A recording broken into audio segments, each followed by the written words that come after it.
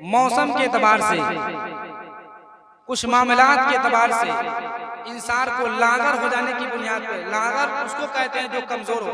लागर का मतलब विकलांग नहीं समझ लीजिएगा। लागर जो है अरबी में बोलते हैं लागर, वो कमजोर को, फरबा बोलते हैं मोटा को। लागर हो जाए, फरबा हो जाए तो ऐसे इंसान माजूर हो जाता है कि सही से नमाज नहीं पढ़ सकता है। रुकू में झुकेगा तो ढूल जाएगा सजदे में, सजदा में गया तो वैसे ही सो जाएगा, है ना। तो ऐसे के लिए तखफीफ की गई है कि वो फुक़हा ने तखफीफ किया कि वो इंसान चेयर मतलब कुर्सी पे बैठ के नमाज पढ़े, कह दे सुभान अल्लाह। लेकिन माफ नहीं है, कुर्सी पे भी बैठकर। हमारे अली जनाब मोहम्मद अनवर साहब कह रहे थे इस पे तबसरा कीजिए, लोग इबादत क्यों नहीं करता है, मरने के बाद क्या होगा, इंशाअल्लाह उस पर भी आऊँगा। लेकिन मेरा इस्लाम पे गुफ्तगू कर रहा हूँ ताकि कि हमारे समाज के बच्चों को मालूम चले, और बच्चा तो बच्चा उसके चच्चों को भी मालूम चले, कह दो सुभान अल्लाह। इस्लाम कितना पुराना है। नबी के पास अल्लाह ताला ने हजरत जिब्रील के जरिए वही भेजा। जैसे जैसे सहाबा सवाल करते थे, मिसाल के तौर पे कोई इंसान किसी से पूछा तरीक़े वज़ू क्या है, तो जिसको पता रहे वो तो बताएगा। लेकिन अल्लाह ने अपने महबूब को भेजा है कि जो अल्लाह पैगाम देगा महबूब तक जिब्रील के जरिए पहुंचाएगा, और जिब्रील नबी को सुनाएंगे और नबी अपने सहाबा को बताएंगे, कह दे सुभान अल्लाह। इसमें भी सिस्टम है कि नहीं। इतने प्रोसेस होने के बाद जो है इंसान के पास पहुंचा है। और कुछ लोग डायरेक्ट वाले हैं, कुछ लोग डायरेक्ट वाले होते हैं ना। इनडायरेक्ट कहीं जाइएगा तो आपकी खैरियत ठीक है, और डायरेक्ट अगर पहुंच गए छत पर, सीढ़ी अगर हटा लिए, बड़ा मामला खराब हो जाएगा। या तो हाथ पैर आपका सलामत रहेगा या तो फिर अस्पताल में जाना पड़ेगा, है कि नहीं। तो मेरा इस्लाम नबी तक पहुंचा। जो ही साहबा ने सवाल किया, या रसूलल्लाह फिदा का उम्मी हुआ भी आका, वजू करने का तरीका क्या है, गुस्ल करने का तरीका क्या है, सजदा करने का तरीका क्या है, रुकू करने का तरीका क्या है, नमाज पढ़ने का तरीका क्या है। तो मुस्तफा ने इरशाद फरमाया, सहाबा अल्लाह ने कुरान में इरशाद फरमाया, मतलब झुकने वालों के साथ तुम झुक जाओ। अल्लाह ने क्या कहा, झुकने वालों के साथ तुम झुक जाओ। साहबा ने फिदा का उम्मी हुआ भी यहाँ कहा, झुकने वाले के साथ झुकेगा इंसान कैसे। क्या वो इंसान पहले पाकी हासिल करेगा, क्या उसका जिस्म पाक होना चाहिए, उसका कपड़ा पाक होना चाहिए, वो इंसान पाक होना चाहिए, कैसे झुके। अल्लाह का फरमान है झुकने वालों के साथ झुके। क्या वो पखाना करके आए झुक जाए, क्या वो इंसान इस्तिंजा करके आए झुक जाए। अल्लाह ने कहा झुकने वालों के साथ झुको। अल्लाह का फरमान है, कोई इंसान कुरान उठेगा कहेगा अल्लाह ने कहा झुकने वालों के साथ झुको। अल्लाह ने ये नहीं कहा वजू करके झुको, अल्लाह ने ये नहीं कहा तयम्मुम करके झुको, अल्लाह ने ये नहीं कहा तुम पानी से अपने जिस्म को धो करके झुको, तुम गुस्ल करके झुको, बल्कि अल्लाह ने इरशाद फरमाया वरकऊ मअर राकीन, तुम झुकने वालों के साथ झुक जाओ। मगर यह आयत कब नाज़िल हुई, इससे कबल भी अल्लाह ने इरशाद फरमाया, या अय्युहल्लज़ीना आमनू इज़ा कुमतुम इला सलाति फग़सिलू वजूहकुम व अयदियकुम इलल मराफ़िक़। कुरान पढ़ने के बाद इस बात समझ में नहीं आती है लोगों को, क्या हजरत पढ़ गए, है कि नहीं।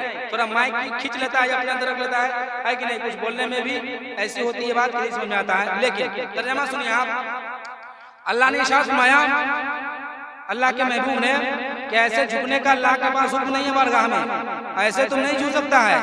पखाना करके आया झुक जाओ, इस्तिंजा करके आया झुक जाओ, बकरी चरा करके आया झुक जाओ, गोरू चरा करके आया झुक जाओ, ना जाने तुम जो भी काम करके आया झुक जाओ, ऐसे नहीं झुकना है। बल्कि अल्लाह ताला ने इरशाद फरमाया, अल्लाह ने कानून दिया है, अल्लाह ताला कुरान मुक़द्दस में इरशाद फरमाया झुकने वालों के साथ झुको, मगर ऐसे मत झुको। बल्कि अल्लाह ने इरशाद फरमाया, या अय्युहल्लज़ीना आमनू, एकदम अल्लाह ईमान वालों से मुखातब हो गया। कोई बेईमान से अल्लाह मुखातब नहीं है, और जो बेईमान है खुद को समझ ले, अल्लाह साइड कर दिया है। ईमान वालों से अल्लाह मुखातब है, या अय्युहल्लज़ीना आमनू इज़ा कुमतुम, जब तुम खड़ा हो, जब तुम इज़ा कुमतुम फग़सिलू वजूहकुम, जब तुम नमाज के लिए खड़े हो जाओ। खड़े होने से मतलब ये कि जाकर वहीं नहीं खड़े हो जाओ, जब तुम नमाज का इरादा करो तो फग़सिलू वजूहकुम, तो तुम अपने चेहरे को धुल लो। क्या करो, चेहरे को धुल लो। याद रखिएगा इस्लाम ये इस्लाम की बात बता रहा हूँ, इस्लाम से आना है।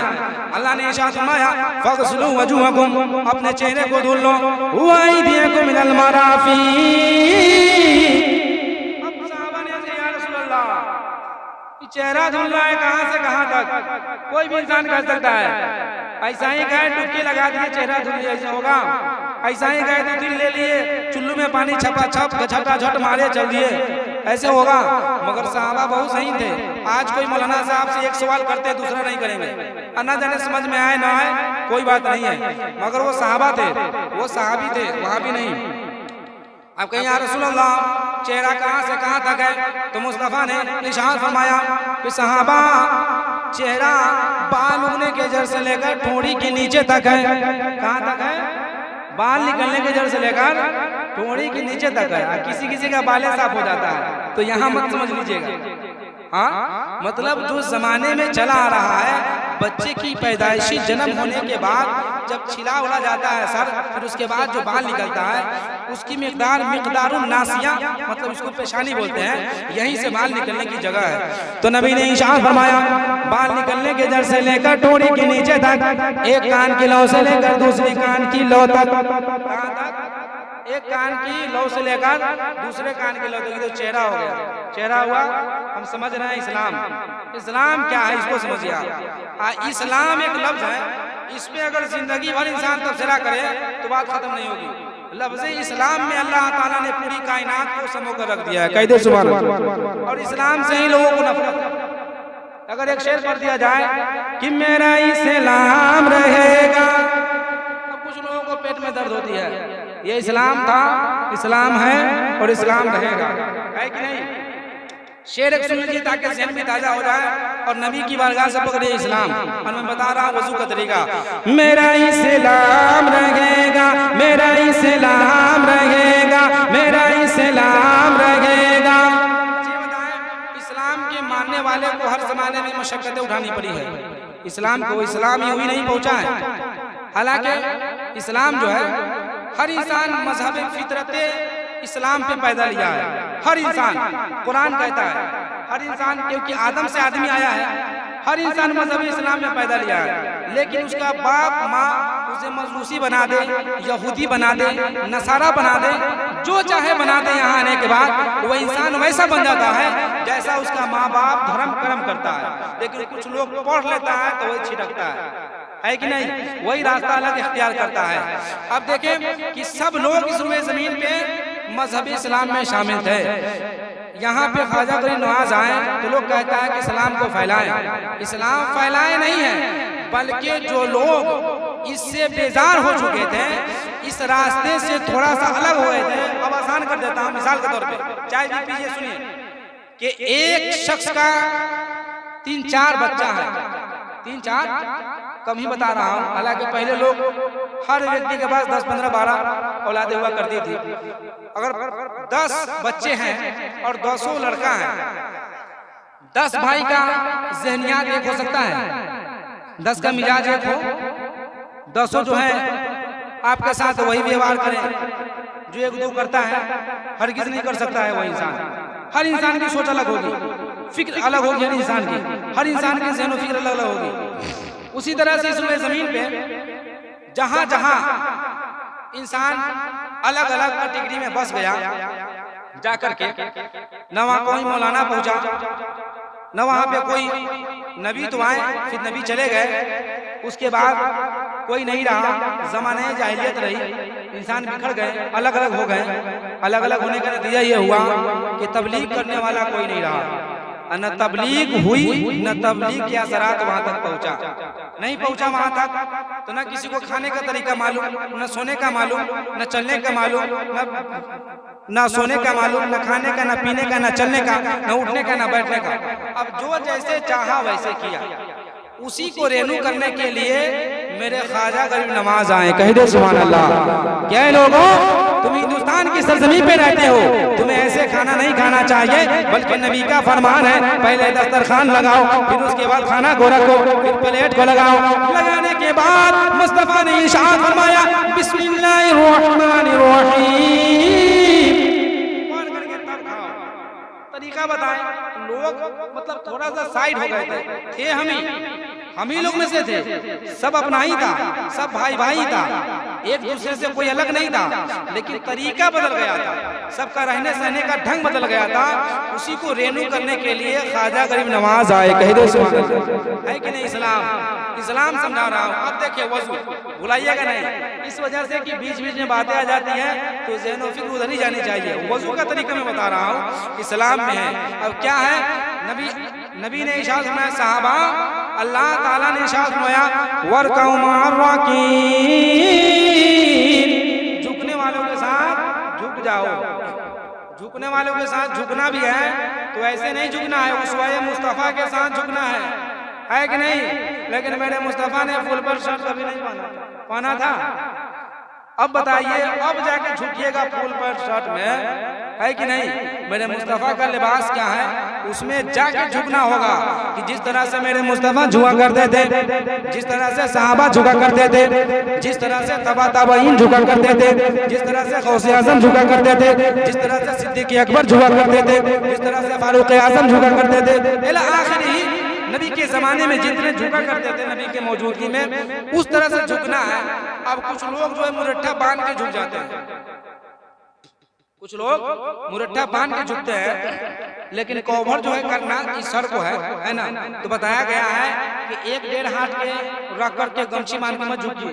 झुकना है तो आप क्या कीजिए कि 7 हाथ का पगड़ी बांध के झुकिए। कह दे सुभान अल्लाह, ताकर के मुस्तफ़ा की सुन्नत की अदायगी भी हो जाएगी और 70 रकात नमाज पढ़ने का सवाब भी मिल जाएगा। एक दफा अगर पगड़ी बांध कर आप झुक गए तो 70 रकात का नमाज की फजीलत है। इसीलिए जुमा में सबको पीछे झुकवाते हैं पगड़ी बांध कर। कह दे सुभान अल्लाह, एक जुमा पढ़िए और 70 जुमा का सवाब पाइए, है कि नहीं? फजीलत से आप महरूम नहीं है। अब ऐसा नहीं है कि जुमा पढ़िए सब छोड़ दीजिए। अब सुने इस्लाम, मैं बता रहा था, या अय्युहल्लज़ीना आमनू इज़ा कुंतुम इला फ़ग़सिलू वजूहकुम व अयदियकुम। साहबा ने कहा या रसूल अल्लाह, चेहरे को तो बात मालूम चल गई, कहाँ तक धोना चाहिए। अब जो है ये बताया जाए कि फ़ग़सिलू वजूहकुम व अयदियकुम, हाथ कहाँ तक धोएं, वजू करना ना है। अब लिए इधर से जो है ना उधर, हमारे कुछ लोगों का कपड़ा भी यहाँ से नहीं ऊपर जाता है, अब वजू फटाफट झट तो तुरंत खड़ा हो जाता।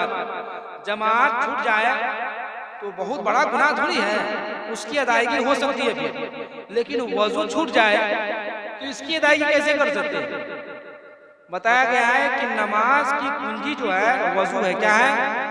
वजू है। और वजू दुरुस्त न रहे, घर में ताला लगाए और चाबी ठीक न रहे, खोल लीजिएगा आप लोग, हरगिज़ नहीं खोल सकते हैं। तो इसीलिए चाहिए कि पहले चाबी को बिल्कुल सीधा रखिए, पैर हटाना घुमा के रखिएगा तो ना जाने इधर से घुसेगा उधर निकल में नहीं करेगा। इस वजह से चाहिए बिल्कुल बढ़िया रखना चाहिए। अब देखें साहबा ने क्या फिदा का उम्मी हुआ भी आका, ये हाथ जो है कहाँ से कहाँ तक है? आप लोग जानते हैं हाथ कहाँ से कहाँ तक है? पूरा हाथ है ना, है? कहाँ से कहाँ तक हाथ है? हाथ कहाँ तक है? कोई इंसान बता दीजिए इसको। हाथ उसको अरबी में क्या बोलते हैं नहीं मालूम होगा, है कि नहीं? अब देखिए हाथ को बताया गया, अल्लाह ताला ने हर तरह से इंसान को बता दिया है कि कुरान में तुम जो तलाश करोगे वो तुम्हें मिलेगा। इसमें तखफीफ तरमीम की जरूरत नहीं है। और अल्लाह मन्ना सलवा फितना से नहीं करेगा कि आप लोग खाने के लिए, है कि नहीं, कि खाइए सोइए, आपको रब की बात करने की जरूरत है। तो साहबा ने इसके फिना का उम्मी हुआ भी आका, हाथ कहाँ से कहाँ तक धोया जाए? तो मुस्तफ़ा ने इरशाद फरमाया इलल मराफी, इलल मराफिक। एला माने होता है अरबी में तक, थोड़ा गहरा जा रहा है अरबी के लफ्ज़ है। एला माने होता है तक, इलल मराफिक, इसको बोलते हैं अरबी में मिरफक। क्या बोलते हैं इसको? मिरफक। नाम याद कर लीजिए, कभी काम आ जाए। अरब में जब जाइएगा तो है ना मिरफक मौजूद, समझे ना, तुम्हारे पास ये मिरफक है ना, यहाँ मिरफक मौजूद, इलाका सलही, तुम अपने हाथ को मिरफक तक दो। जब अपनी मादरी जुबान इस्तेमाल करेगा तब बातें समझ में नहीं आएगी। अल्हम्दुलिल्लाह शौकत साहब भी तशरीफ ले आए हैं। अब मैं बता रहा इस्लाम, अल्लाह ताला ने इरशाद फरमाया फग़सिलू वजूहकुम व अयदीकुम मिनल मराफिक, कि अपने हाथ को केहूनियों समेत धो। केहूनी ये हो गया केहूनी, इसको समेत लेना है तो यहाँ तक। सेक्रेटरी साहब हमारे बताया माशाअल्लाह अल्हम्दुलिल्लाह, अच्छा बताया है कि नहीं? यहाँ तक धुलना है ना मराफिक। और उसके बाद अल्लाह ने इरशाद फरमाया, साहबा ने कहा या रसूल अल्लाह अब कैसे धुला जाए, ये तो धुला गया, हाथ भी धुल लिए, चेहरा भी धुल लिया, और कुछ करना है। आजकल के लोग होता तो एक आध को सुन करके कैसा धुल के भाग जाता, ज्यादा कथी लगा, लेकिन सहाबा थे खुद खुद ये पूछते थे यार रसूल इसके बाद क्या करें, इसके बाद क्या करें, उसके बाद क्या करें, तो अब कहाँ जाए, घरे जाए कि मस्जिद में जाए।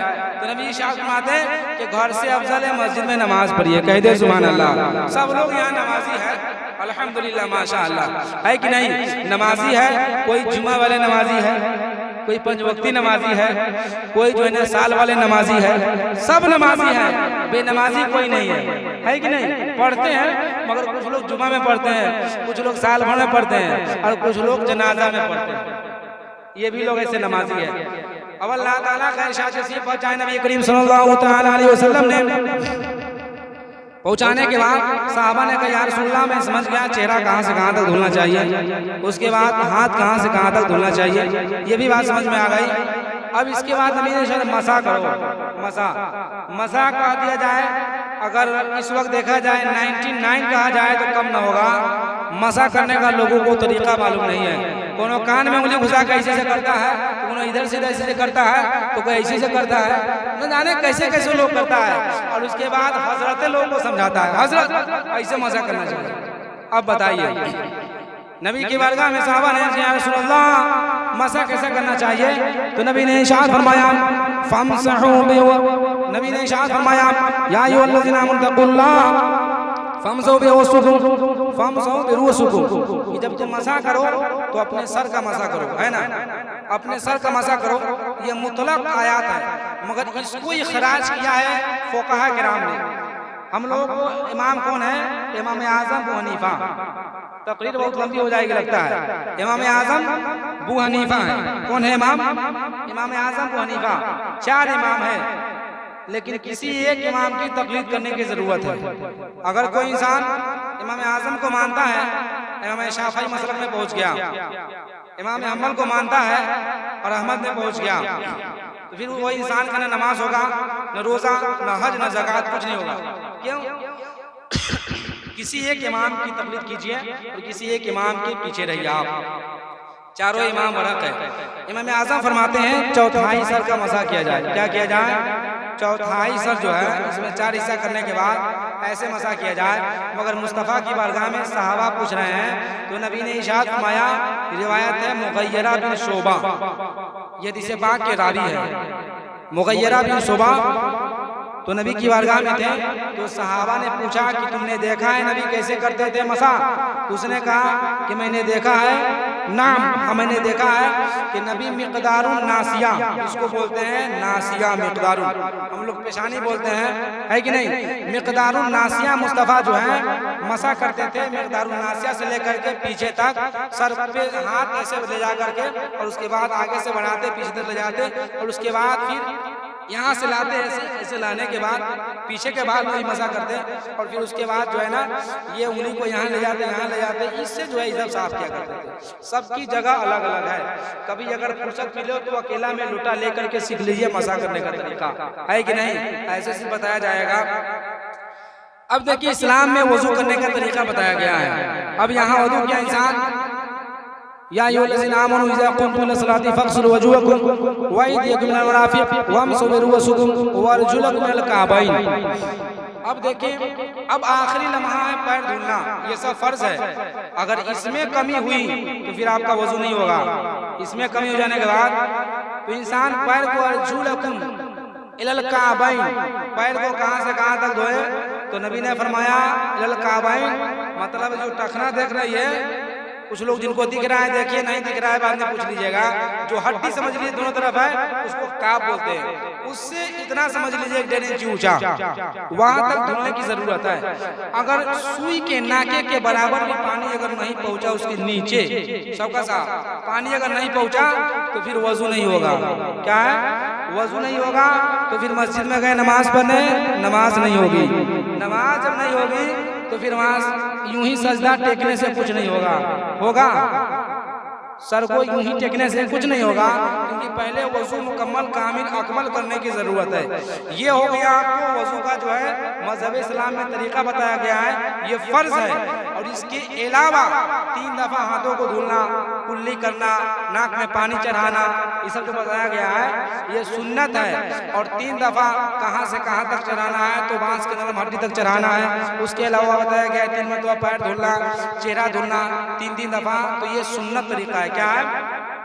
सुन्नत है। मुस्तफ़ा ने 3 दफा किया, सुन्नत है। अगर आपसे 3 दफा में भी ना धुलाए तो 3 ही दफा नहीं करना है, बल्कि 4 दफा भी धो लेना है। कह दे सुभान अल्लाह।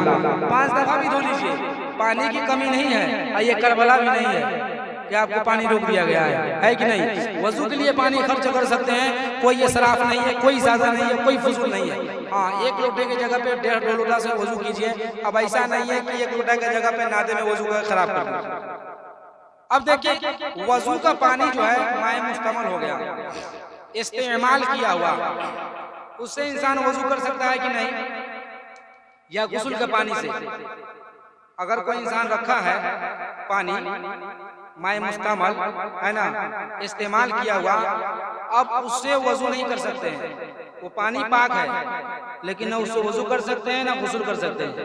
गुस्ल भी किया हुआ पानी माए मुस्तमल, इस्तेमाल किया हुआ जो चीजें हैं उससे फिर वजू नहीं कर सकते हैं। कितना ऐसा रहता है कि टंकी वगैरह जिसमें पानी जाने के बाद वैसा मामला नहीं होगा। कुछ लोगों के छत पे टंकी होता है और ऊपर चिड़िया जो भी परिंदा है उसमें पखाना पीट क्या क्या करता है। उसके अलावा यूपी में हम थे तब बंदर उसमें नहाता था।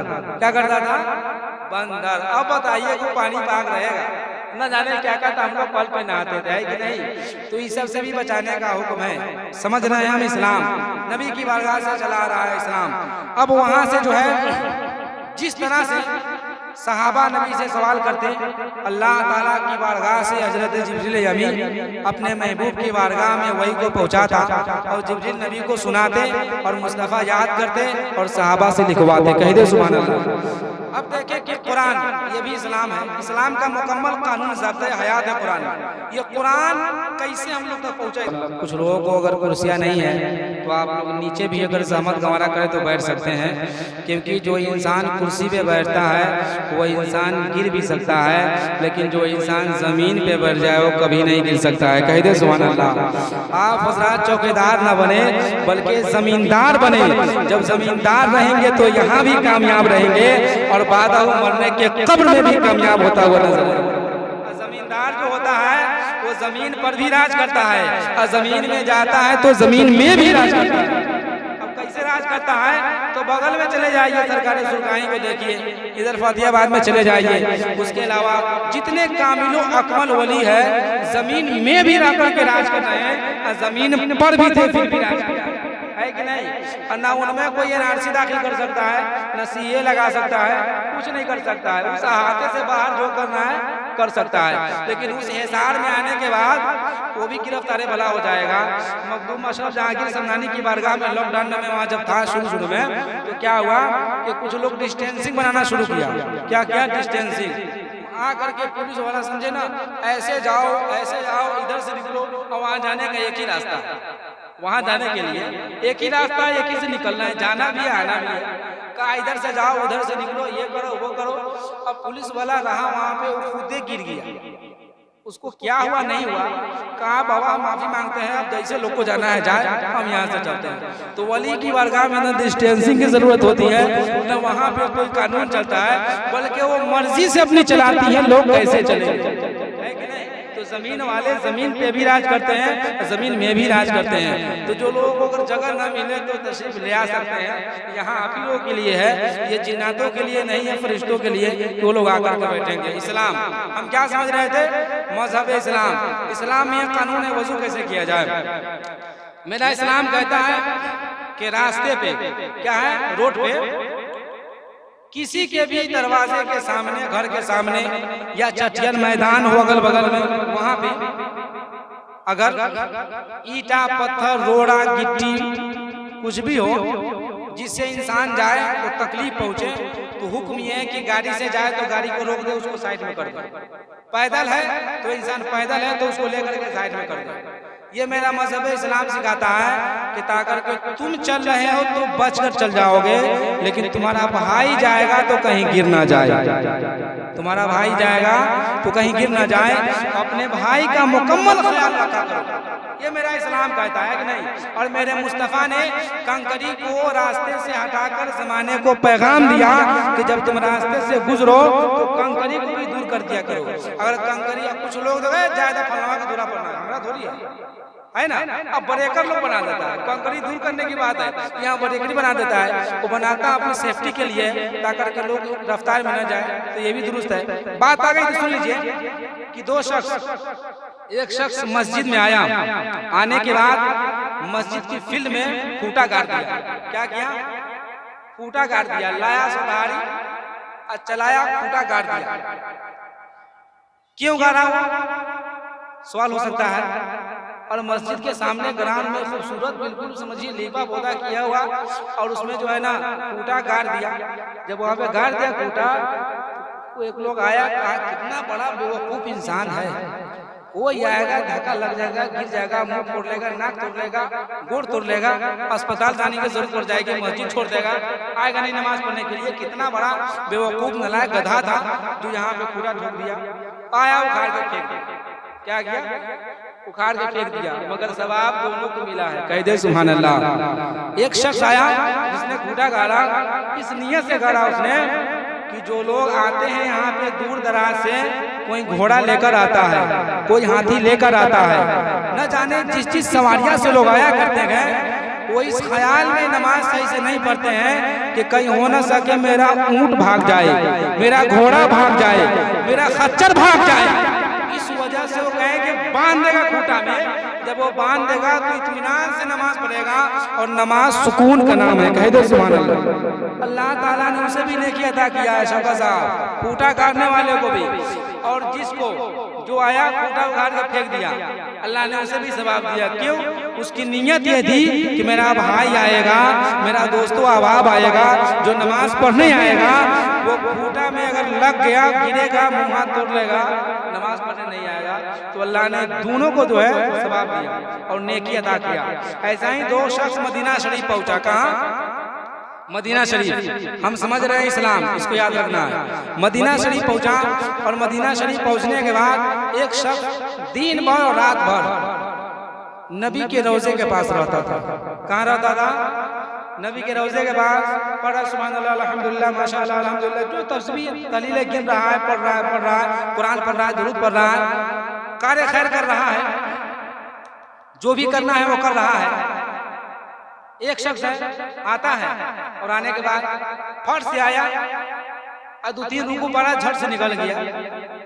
तस्बीह 50 को पढ़ा, 20 को पढ़ा, चल दिया। दोनों से सवाल किया गया, ये बताया आप दोनों आए हैं एक मुल्क से, एक ही जगह से, और आप लोग सामाजिक एतबार से भी एक ही हैं, भाईचारे के एतबार से भी एक ही हैं, मगर दोनों की इबादत में फर्क ऐसा क्यों? तो जवाब सुने। शख्स ने कहा कि नबी की बारगाह में मैं ज्यादा देर ठहरना बेअदबी समझता हूँ। क्या कहा? जो आता तुरंत चला जाता, इस वजह से कि कहीं खता ना हो जाए शान नबी में, और इबादत करूं और दिल न जमे। जितना देर दिल जमता है उतना देर नबी की बारगाह में मैं जिक्र करता हूं, और दिल औखता जाता है तो मैं चला जाता हूं। कह दे सुभान अल्लाह। उसकी भी नीयत दुरुस्त है, उसे भी सवाब मिल रहा है। दूसरे से पूछा गया कि तुम रात भर यही हो, दिन भर यही हो? तो उसने कहा कि अल्लाह ताला फिर मुझे मौका फराहम करेगा या नहीं करेगा उम्र में, जिंदगी में। अल्लाह ने जो ये अय्याम को दिया है, ये लम्हात को दिया है, मैं जितना चाहूँ रब तबारक व तआला की रहमत को लूट लूँ और उसकी रहमत और अनवार के बारिश में नहा लूँ। हो सकता है जिंदगी वफा न करे, फिर यहाँ मैं ना आ पाऊँ। दोनों की नीयत दुरुस्त है। और बुखारी शरीफ की हदीस है, इन्नमल अमालु बिन्नियात, मतलब अमाल के दारोमदार मुकम्मल नियतों पर है। क्या है? अमाल का दारोमदार मुकम्मल नियतों पर है। ये भी है इस्लामी में, जो मैं बता रहा हूँ इस्लाम। नबी की बारगाह में सहाबा रहते थे और इस्लाम सीखते थे, समझते थे कि इस्लाम कहते किसको है। वहां से मुस्तफ़ा की बारगाह में जो भी पैगाम होता, अच्छा ये देखिए कुरान की बात मैं कर रहा था, कुरान पहुंचा कैसे, इस्लाम का तज़किरा हो रहा है, कुरान यहाँ तक कैसे आया। तो कुरान सबसे पहले नाजिल हुआ तो गारे हिरा में बताया गया इक़रा, नबी को बोला गया कि पढ़िए, वहाँ पे नाजिल नुज़ूल कुरान के बाद उसको लिखा किस चीज़ से गया। आज तो कापी है, कलम है, फाउंटेन पेन है, न जाने कौन कौन पेन है, जेल पेन है, तो कौन कौन है, लेकिन उस वक्त सब था, ये सब कुछ नहीं था। कारा के भी लकड़ी से उस वक्त जो है ना बड़ी सिस्टम ये था कि नहीं लिखा जाता था, लेकिन उस वक्त सहाबा किराम किस पे लिखते थे, बताया गया है ऊँट की हड्डी पे, किस पे, ऊँट के जो है हड्डी पे, खजूर के जो है टहनी, नहीं टहनी देखें, खजूर के टहनी पे पूरा छोड़ा करके उसमें का, और उस टहनी पे लिखा जाता था एक सूरत अल्हम्दुलिल्लाह रब्बिल आलमीन रख दिया, फिर दूसरी आयत उसमें लिख करके रख दिया। बताया गया है कि जो दरख्तें हुआ करती थी मतलब कच्चा, उस पे भी लिखाता था।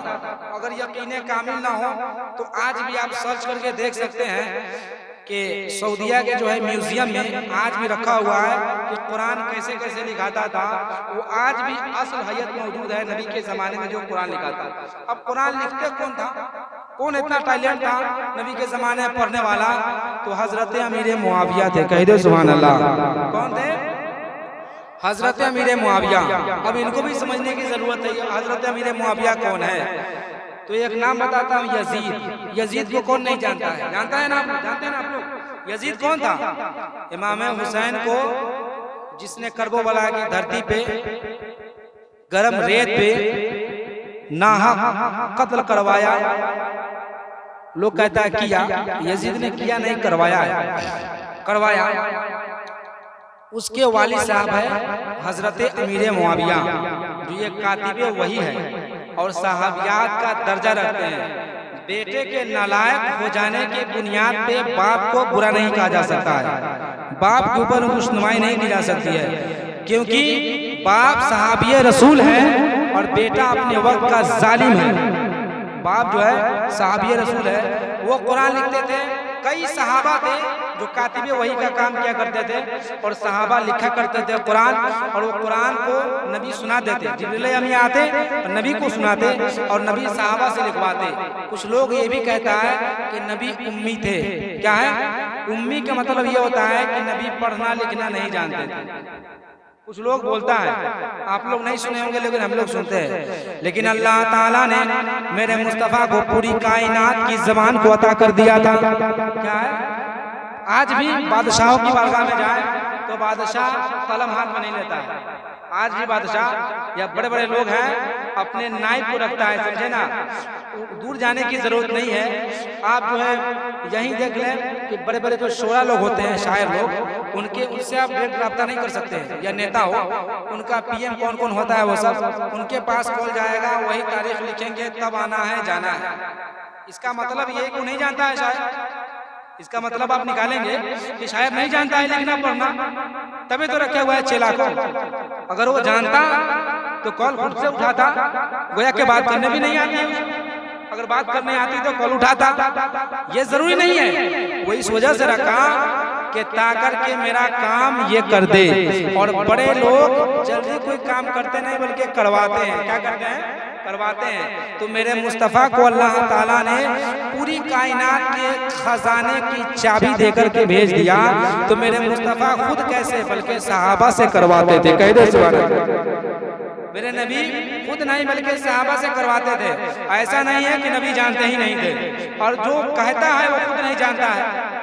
जो कहता है उसे 2-3 लाइन अरबी पूछ दे तो खुद नहीं तर्जुमा कर पाएगा। वही लोग बोलता है नबी की शान में गुस्ताखी करता है जिसकी नस्ल जो है खून हलाली नहीं बल्कि हरामी होता है। क्या होता है, हलाली नहीं हरामी। अब वो हरामी कैसे होगा, तो उसकी माँ से जाकर के पूछे तन्हाई में, तब मालूम चलेगा, बाप से नहीं मालूम चलेगा। इस्लाम समझ रहे हैं हम, क्या समझ रहे हैं, इस्लाम 1400 साल पुराना नहीं है, ये इस्लाम बहुत पुराना है, बहुत पुराना, जितना कहा जाए कम है। और हमने कुरान से ये सीखा है कि मजहब इस्लाम से पहले कोई धर्म नहीं था, कोई मजहब नहीं था, कोई दिन नहीं है।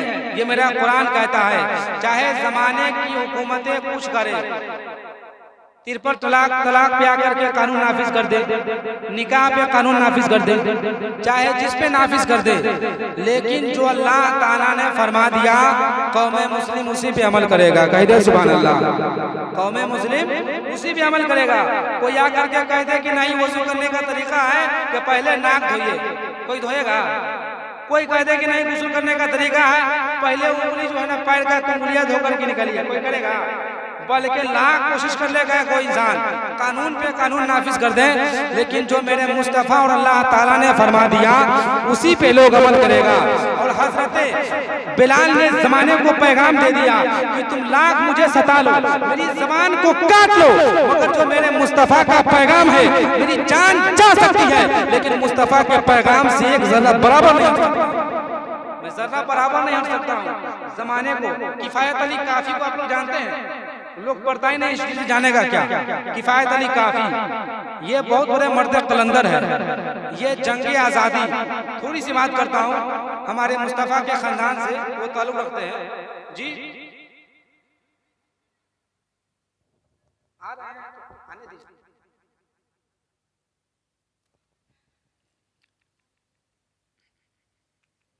जंगे आज़ादी में किफायत अली काफी, आप जरा सुनिए आज किफायत अली काफी जिन्होंने बहुत ही मुजाहरा किया, उन्होंने अंग्रेजों के खिलाफ फतवा जारी किया। क्या किया? अंग्रेजों के खिलाफ फतवा जारी किया कि ऐसी कानून नहीं होना चाहिए, ये नहीं होना चाहिए, वो नहीं होना चाहिए, हम नहीं मानेंगे। उनको कहा कि अंग्रेजों ने कहा कि पकड़ के लाओ, जो पकड़ के लाएगा उसको उनके मुकम्मल घर दे दिया जाएगा और इनाम रखा गया था उस वक्त के ज़माने में 10-20 रुपए, जो देगा उसे दिया जाएगा। किताबों के अंदर है जलील नाम का शख्स, ये जलालुद्दीन, यही दो नाम की तरह है, बगल ही का लोग पकड़ के दे दिया और उपा लिया और उनको फांसी के फंदे पे लटकाया गया। क्या किया गया? फांसी के फंदे पे। पूछा आखिरी ख्वाहिश क्या है? तो उन्होंने कहा कि कागज और कलम दो। क्या कहा?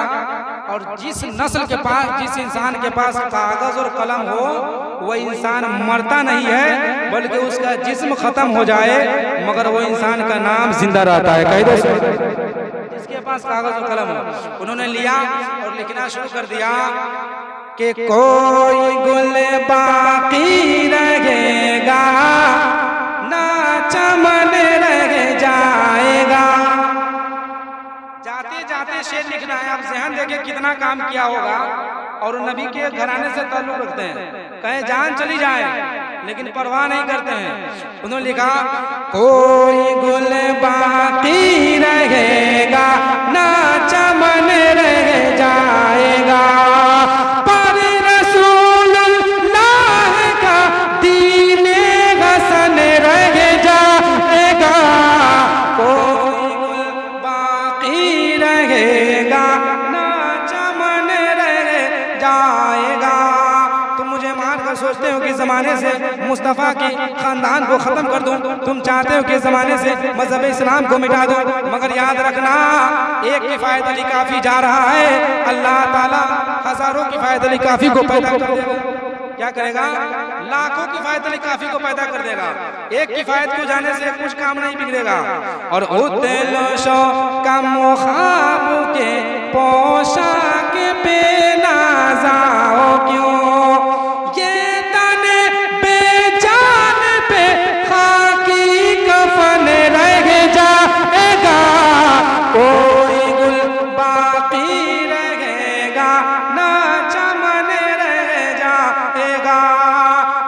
नमरूद आया वो भी खत्म हो गया, शद्दाद आया वो भी खत्म हो गया, फिरौन आया वो भी खत्म हो गया। इंशाअल्लाह ताला जब जब इस्लाम को मुसीबत में डाला है लोगों ने, जब जब परेशान किया है, जब जब तबाही के दाने पे पहुंचाया है, तो अल्लाह ताला ने मर्द कलंदर को भेजा है, कभी नबी को भेजा है, कभी अल्लाह ने औलिया किराम को भेजा है, उसी तरह अल्लाह ताला ने आलिम दीन को भेजा है।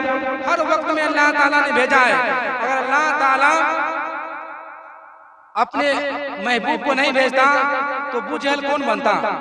अल्लाह ताला अगर फिरौन, अगर अल्लाह ताला मूसा को नहीं भेजता तो फिरौन कौन बनता? फिर नबी को पहचानता कौन? अल्लाह इब्राहिम को नहीं भेजता, नमरूद कौन बनता? है ना? अगर इस हिंदुस्तान पे ख्वाजा गरीब नवाज नहीं आते तो फिर जोगी जयपाल कौन बनता? मखदूम अशरफ जहांगीर समदानी नहीं आते, कमाल पंडित कौन बनता? ये तारीख में लिखा हुआ है। इस वक्त जब जब इस्लाम पे हमला हुआ है, जब जब मुसीबतें पहुंची है, अल्लाह ताला मर्द कलंदर को भेज दिया है। इस वक्त भी जरूरत पड़ी है तो अल्लाह ताला ने सलमान अज़हरी को भेज दिया है। कह दो सुभान अल्लाह, है कि नहीं?